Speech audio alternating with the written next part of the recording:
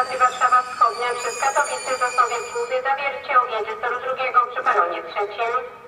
Pociąg ekspres Intercity Polonia ze stacji Wielarz do stacji Warszawa Wschodnia przez Katowice, Sosnowiec Główny, Zawiercie, Objęcie toru drugiego przy peronie trzecim.